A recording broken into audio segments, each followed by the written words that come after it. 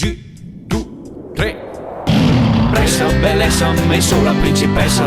Tu che parla bene, magni su che mai conosco. Brescia, bellezza, messo la leonessa. Sei così sicuro di conoscermi davvero anche tu? Bentrovati ad una nuova puntata di Brescia Bellezza, il quiz sulla brescianità. Che ne sanno i bresciani del QC? Che cos'è il QC? È il cugino, il cognato oppure il curato? Poi attenzione, nel XV secolo venne istituita la Bottega Veritatis a Brescia. Che cos'era questa? Era l'ufficio del magistrato cittadino? Era l'abitazione del vescovo oppure un luogo di vendita di merci? E si parla del nostro stadio, lo stadio Mario Rigamonti. In che anno venne conclusa l'edificazione di questo impianto sportivo? Nel 1950, nel 1959 oppure nel 1964? Qualcuno di voi magari se lo ricorderà. Se così non fosse, vi rinfreschiamo le idee, restate con noi. C'è Matteo oggi da Castelvedere Cioccolausa Castegnate, infatti siamo qua al bancone del bar perché oltre a trovare un vasto assortimento di dolci, dolciumi, articoli per il Natale, potete anche fermarvi a bere un caffè o quello che preferite. Senti un po' Matteo, tu sei di Brescia, conosci il dialetto? Poco. Di dove sei? Sarnico, Lago di Seo. Ah, beh, la nostra zona. È il QC. Chi è il QC? È il cugino, il cognato o il curato? Cugino. Il cugino, ne hai tanti di cugini? Abbastanza. Sì, vi trovate bene, questa è la compagnia si sta bene. Nel XV secolo a Brescia venne istituita la Bottega Veritatis, in dialetto. Scusa, in latino ovviamente, scusa, mi penso sempre al dialetto. Che cos'era la Bottega Veritatis? L'ufficio del magistrato cittadino, l'abitazione del vescovo o un luogo di vendita di merci, tipo questo?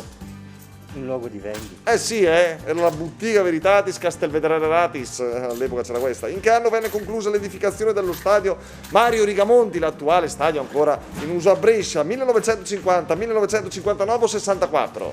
59? Sei tifoso? No.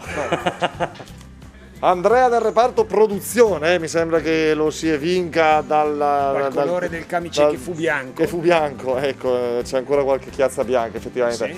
QC, no, dico, non ti spaventare, non è una cosa brutta. Il QC in dialetto a Brescia ha un significato particolare. Chi è? È il cugino, è il cognato o è il curato? È il QC, me QC.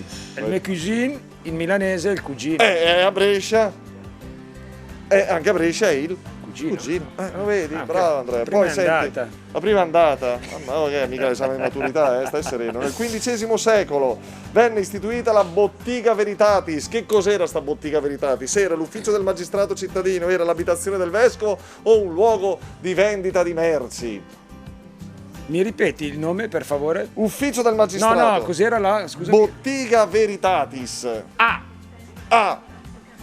Pensate avessi pestato un piede. No. Risposta A. Ufficio del magistrato cittadino. Questo è. Sì. Se tu sei convinto.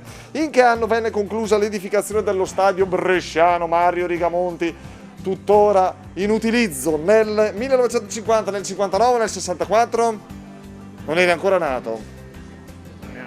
No, 64, però sto giocando fuori casa.